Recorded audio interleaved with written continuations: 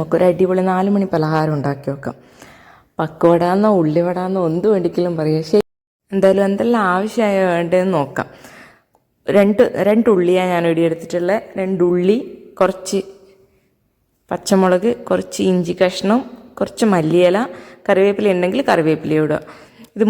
ഇതെല്ലാം റെഡിയാക്കി വെച്ചതിന് ശേഷം ഒരു ബൗളിലേക്ക് കുറച്ച് കടലപ്പൊടി ഇടാം. മൈദനെ കൊണ്ടും ആക്കാം, കടലപ്പൊടിനെ കൊണ്ടും ആക്കാം. നമ്മളെ ശരീരത്തിന് കുറച്ചും കൂടെ നല്ലത് കടലപ്പൊടി ആയതുകൊണ്ട് ഞാൻ കടലപ്പൊടി തന്നെ എടുക്കുന്നത്. കടലപ്പൊടി ഒരു 3-4 സ്പൂൺ വരെ എടുത്തിട്ടുണ്ട്. അതിനപ്പുറം കുറച്ച് മുളക് പൊടി, എരിവ് ആവശ്യത്തിനനുസരിച്ചിട്ടുമുള്ള മുളക് പൊടി എടുത്താൽ മതി. കുറച്ച് ഉപ്പ് ഇട്ട് കൊടുക്കുക. പിന്നെ നമ്മൾ അരിഞ്ഞ് വെച്ചിട്ടുള്ള ഓരോ സാധനങ്ങൾ ഇട്ട് കൊടുക്കുക. പച്ചമുളക് ഇട്ട് കൊടുക്കുക, ഇഞ്ചി ചെറിയ കഷ്ണാക്കിയിട്ട് ഇട്ടാൽ മതി, മല്ലിയില ഇട്ട് കൊടുക്കുക. ഇതെല്ലാം കൂടെ മിക്സ് ചെയ്യുക. ആവശ്യത്തിന് കുറച്ച് വെള്ളം എടുത്തിട്ട് മിക്സ് ചെയ്താൽ മതി. നല്ലോണം വെള്ളവും കൂട്ടി ഈ കടലമാവ് മിക്സായതിന് ശേഷം നമ്മൾ എടുത്തു വെച്ചിട്ടുള്ള ഉള്ളി അതിലേക്ക് ഇട്ടിട്ട് നല്ലോണം പിഴിഞ്ഞ് മിക്സ് ചെയ്യുക.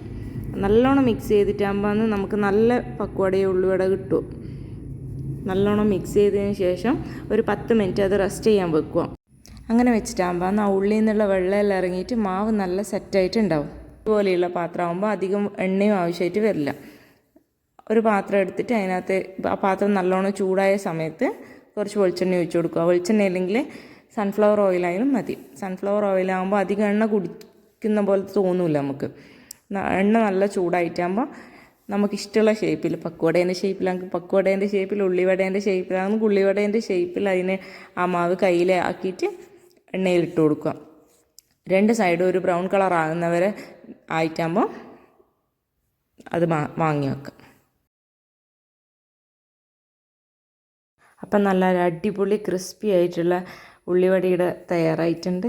ഇനി നമുക്കിത് സെർവ് ചെയ്യാം.